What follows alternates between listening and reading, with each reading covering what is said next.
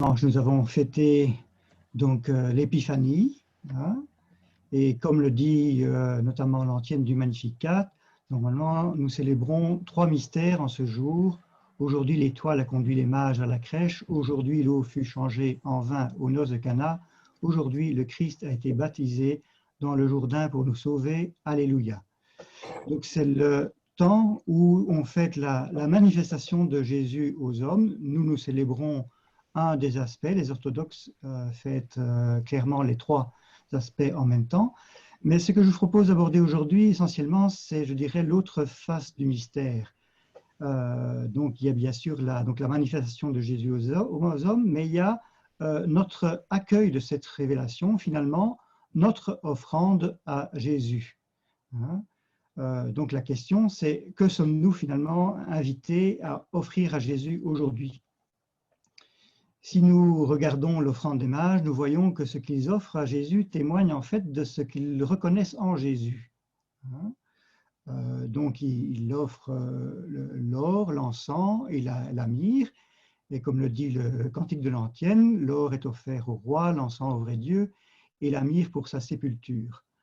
L'or signifie donc qu'ils le reconnaissent comme roi, l'encens qu'ils le reconnaissent comme vrai Dieu, et la myrrhe annonce déjà le mystère de la mort de l'homme Jésus. Dieu fait homme et est mort pour nous. Donc dès la crèche, je dirais, tout le mystère de salut est déjà présent, hein, et les cadeaux des mages annoncent déjà, je dirais, toute la personnalité de Jésus, y compris jusque dans le mystère de son don, son offrande à lui pour nous. Ce ne sont donc pas des cadeaux essentiellement extérieurs, mais c'est le reflet, je dirais, de ce qu'ils perçoivent de Jésus et aussi de leur reconnaissance envers Jésus. Je reviens donc sur la question. Nous, qu'allons-nous aujourd'hui offrir à Jésus? Ce ne sera sans doute pas de l'or, de l'encens et de la myrrhe, mais nous pouvons nous poser la question de ce que nous offrons. Est-ce que c'est une offrande, je dirais, purement conventionnelle, ou bien ce que désire Jésus? Alors, un exemple d'offrande conventionnelle peut être je vais à la messe tous les jours, je fais mon heure de prière, hein, etc. Je dis bien peu parce que aller à la messe tous les jours ou faire son heure de prière peuvent être des actions extérieures, mais qui reflètent bien sûr le désir de Jésus que nous avons perçu, ou ce qui est bien aussi, notre obéissance à ceux qui nous guident spirituellement. Donc il ne faut pas, je dirais, être dans les conventions, il y a quand même quelque chose de bon, par exemple, qui font partie de l'éducation chrétienne. Et nous pouvons très bien ne pas percevoir directement, hein, certainement pas quand nous sommes petits, qui est exactement Jésus. Notre vision de Jésus petit n'est pas la même que quand nous sommes adultes. Mais si nous obéissons à ceux qui nous guident spirituellement, nos parents au début, puis peut-être des accompagnateurs, je dirais que je ne qualifie pas cela d'offrande purement conventionnelle. Hein. Alors, pour savoir ce qui plaît à Jésus, le désir de Dieu, l'offrande qu'il désire de nous, je vous invite, comme toujours, à parcourir la parole de Dieu, puisque ce que nous pouvons connaître de Dieu, c'est essentiellement par, je dirais, la Bible. Hein. Déjà avant Jésus, il y a déjà des choses, ça nous dit quelque chose de Dieu. Peut-être que la vue n'est pas encore, je dirais, très exact. Hein. Le Dieu de l'Ancien Testament n'est pas le Dieu du Nouveau Testament, mais justement, on peut peut-être étudier cette évolution.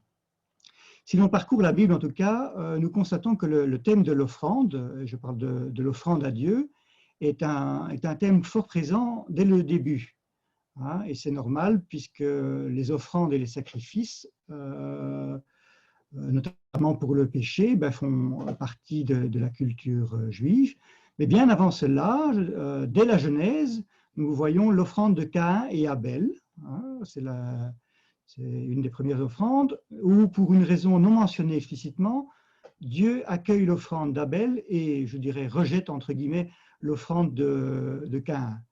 Donc, on ne mentionne pas pourquoi, mais on voit déjà que la notion d'offrande, il peut y avoir des offrandes, entre guillemets, que Dieu accepte ou rejette. Il faut plutôt le voir, je dirais, de l'autre côté, c'est il y a des offrandes qui sont, je dirais, qui viennent du cœur et d'autres pas, qui sont adéquates ou d'autres qui ne le sont pas. Hein. Il est évident que même une offrande maladroite, Dieu ne la rejette pas. Hein. Alors, dans d'autres passages de la Bible plus tardifs, nous voyons de manière un peu plus précise les offrandes que Dieu aime et celles qu'on pourrait dire qui ne l'intéressent pas. C'est comme ça que c'est exprimé. Hein. Nous avons notamment dans le psaume 50, qui est un psaume de repentance, sur lequel je ne vais pas trop m'attarder, le sacrifice qui plaît à Dieu, c'est un esprit brisé. Hein. Donc, c'est déjà une autre notion de sacrifice, je dirais, qui n'est plus externe, puisqu'on parle d'esprit brisé. Je vais peut-être y revenir un peu plus tard, mais ici, je laisse ici pour le moment. Nous voyons qu'à ce stade-là, nous en sommes encore au sacrifice des taureaux, hein, mais le psaume nous parle tout de même d'un sacrifice qui plaît à Dieu et qui se situe à un autre niveau, hein, le cœur brisé et broyé.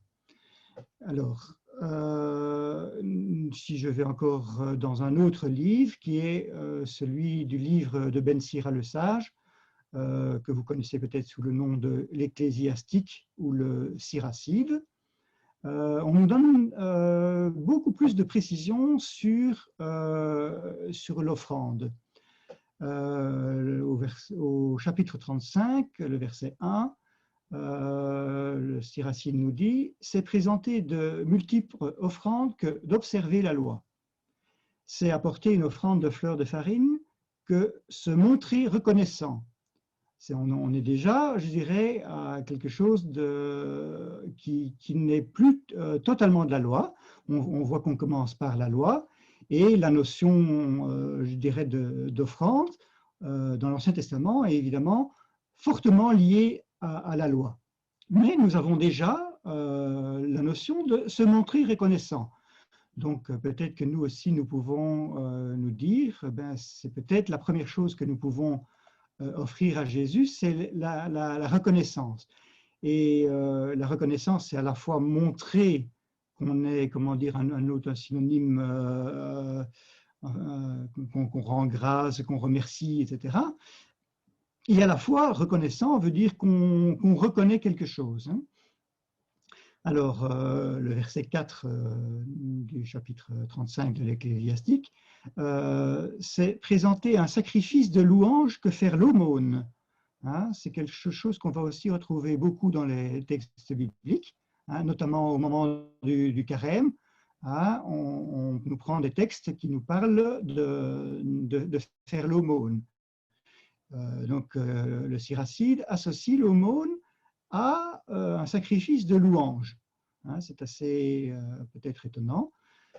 Puis il nous dit, on obtient la bienveillance du Seigneur en se détournant du mal, on offre un sacrifice d'expiation en se détournant de l'injustice.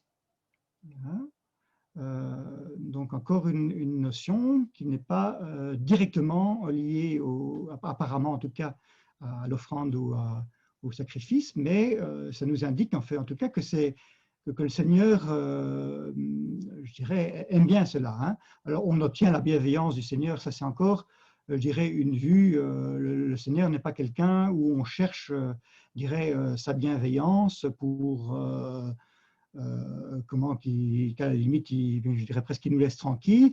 Ça, c'est encore une vision qui n'est pas encore très, très exacte. Hein. Tout est toujours mélangé, je dirais. Et plus dans l'Ancien Testament que dans le Nouveau, il y a évidemment la part qui est inspirée, il y a la part de l'homme qui est toujours présent. Hein. Alors il y a une phrase aussi qui nous dit « Donne au Très-Haut selon ce qu'il te donne ».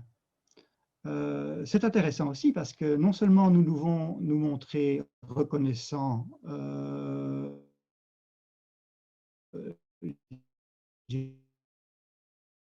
envers lui, de ce qu'il nous donne. ça veut dire que nous devons aussi prendre conscience de ce qu'il nous donne, sinon nous, nous ne pouvons pas, je dirais, rendre selon ce qu'il nous donne. Donc nous devons prendre conscience de cela. Et donc, on voit déjà qu'il y a une évolution sur ce que l'homme perçoit de ce que Dieu attend que l'homme lui offre. On quitte petit à petit les boucs et les béliers égorgés pour offrir quelque chose qui implique, je dirais, notre conversion. Et c'est un peu cela le sens du cœur brisé, je pense, que nous avons lu dans le psaume 50, où je n'avais fait que passer dessus. Parce qu'il faut quand même bien comprendre que Dieu n'attend pas que nous soyons certainement pas écrasés, hein, ce n'est pas ça, c'est plutôt que, ben, je dirais, faire l'aumône, se détourner de l'injustice, tout ça, finalement, c'est, ben, oui, je dirais, marcher vers la sainteté, et cela implique, bien sûr, une certaine conversion. Et ce cœur brisé et broyé, c'est l'image de cette conversion. Hein, il ne faut pas sentir, je dirais, vraiment écrasé, mais contrit, sentir en tout cas que nous avons besoin de changer, de faire des efforts aussi. Hein. Voilà. Alors, je ne vais pas parcourir toute la Bible parce que le thème de l'offrande, si vous le faites, vous verrez que vous en aurez pour des jours et des jours. Hein. Je vais sauter quelques centaines d'années pour arriver à l'Épître aux Hébreux. Hein. Nous avons un spécialiste parmi nous. Il nous fera peut-être quelques commentaires supplémentaires. Donc, alors là, nous sommes après le Christ. Hein, et l'auteur nous montre que le Christ a apporté, je dirais, une révolution dans la manière de pratiquer l'offrande à Dieu. Je prends le chapitre 10 de l'Épître aux Hébreux, au verset 8. Le Christ commence donc par dire « Tu n'as pas voulu ni agréer les sacrifices et les offrandes, les holocaustes et les sacrifices pour le péché. » Et il nous dit « ceux que la loi prescrit d'offrir ». Alors, je dirais, bon, c'est quand même assez fort et précis à la fois. Tu n'as pas voulu ni agréer les sacrifices et les offrandes, ceux que la loi prescrit d'offrir. Donc, pour moi, c'est ce que je vous disais au début. En fait, il ne faut pas se cantonner à la loi. Hein. La loi, comme le dit saint Paul aussi, est là comme surveillant en attendant le Christ. Et ben, la loi, il y a une loi, je dirais, qui est interne et il y a une loi qui est externe. Hein. Et quand on parle ici de ce que la loi prescrit d'offrir, ben, c'est finalement nous conformer à quelque chose qui nous vient, je dirais, plus de l'extérieur que de l'intérieur. Voilà. Alors, immédiatement après, l'auteur de la lettre aux Hébreux nous dit, en parlant du Christ, puis il déclare « Me voici, je suis venu pour faire ta volonté ». Voilà, donc nous voyons que ce que Dieu attend, ce ne sont pas des sacrifices et des offrandes extérieures, hein, même pas, je dirais, ceux que nous faisons comme ça parce qu'on l'a toujours fait, etc. Mais la réponse qu'il attend, c'est « Je suis venu pour faire ta volonté ». Et l'auteur de la lettre aux Hébreux nous poursuit en disant « C'est grâce à cette volonté que nous sommes sanctifiés par l'offrande que Jésus-Christ a faite de son corps une fois pour toutes. » Alors là, nous voyons aussi un aspect important, finalement, c'est que si vous vous faites toujours des illusions, il n'est pas possible de devenir saint, évidemment, sans cette volonté du Christ qui, finalement, nous rend saints. Donc, grâce à cette volonté que nous sommes sanctifiés par l'offrande que Jésus-Christ a faite de son corps. Donc, je poursuis. Jésus-Christ, au contraire, après avoir offert pour les péchés un unique sacrifice, hein, donc, voilà, il attend désormais que ses ennemis soient mis sous ses pieds. Alors, ça fait partie aussi du mystère, je dirais, du salut, c'est que donc ce texte nous dit que finalement le sacrifice a été offert par le Christ. Nous sommes appelés à rentrer dedans. On ne peut pas, je dirais, vouloir faire d'autres sacrifices finalement que les faire en les faisant au nom du Christ, dans le Christ, par lui. Hein. Et l'autre mystère, c'est que tout est déjà accompli. Hein. Le Christ là sur la croix, tout est accompli. Et donc le verset 13 nous dit, il attend désormais que ses ennemis soient mis sous ses pieds. Le verset 14 nous dit, par son unique offrande, il a mené pour toujours à leur perfection ceux qu'il sanctifie. C'est fort aussi, je trouve. Surtout qu'il dit, il a mené pour toujours à leur perfection. C'est vraiment cette notion de tout est accompli.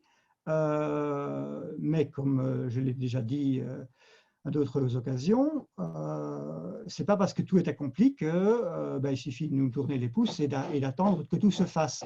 Il est évident, surtout quand on est dans une communauté qui s'appelle Maranatha, viens Seigneur Jésus, nous devons en fait, anticiper ce retour du Christ et participer à cet avènement, cette arrivée à la perfection. Mais c'est toujours une participation.